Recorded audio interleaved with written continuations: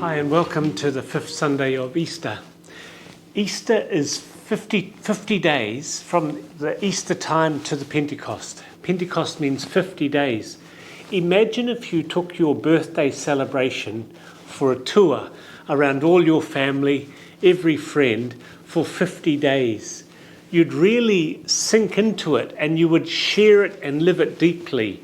And it would be so special, it probably changes you.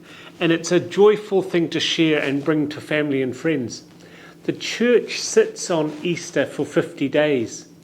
And it wants to imagine special lessons that get under our skin. Imagine if you were preparing a birthday speech and over 50 days you had lots of celebrations. What you began to say on each of those celebrations would be important. And the church has been reflecting on the Good Shepherd. It now sits in this gospel today of glory. Something glorious has happened. It then is going to talk about peace and it's going to talk about unity before it winds up and concludes this Easter time. The gospel this Sunday is a very interesting one. It said, when Judas left them, Jesus said, "Now is the Son of Man glorified, and God is glorified in him." In English, when we use the word glory or glorious, it's something quite extraordinary and beautiful.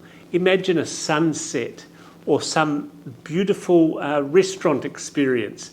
This is glorious. Or some really extraordinary human achievement. Glorious. In the Greek, John uses the word glory, doxa, 5 times today. And one of the reasons he does it is Judas has just betrayed Jesus and he's just going out the door to collect the soldiers who will come back and grab Jesus. It's not a very nice thing, but Jesus says, now a moment of glory has about to happen.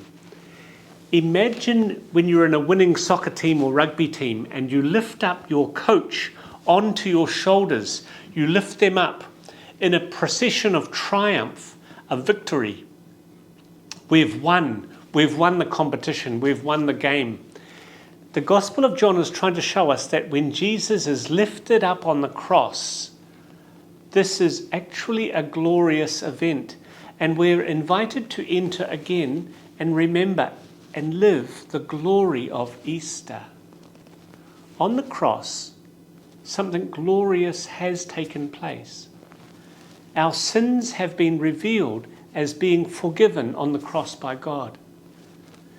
Jesus reveals to us that death is overcome. He's given death a hiding through his resurrection. The cross becomes a moment of revealing God's victory and glory. And we now are bearers and holders of the Spirit of God that informs us and changes us and molds us into the example, the lifestyle, and the love style of Jesus. So we're invited to reflect on the idea of glory.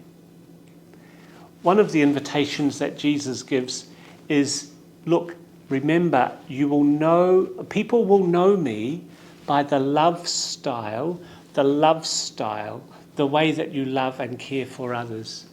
So we're invited to recognize there's a story and an identity that we now have from Easter that has changed us from the inside out.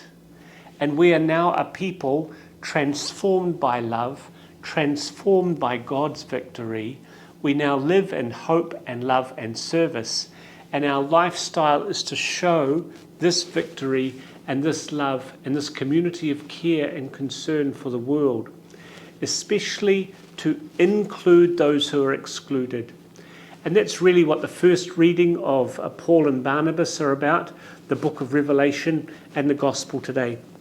Feel encouraged to download the Living the Word readings and reflection questions. You'll see in reflection question 2 about our love is called to include, not exclude.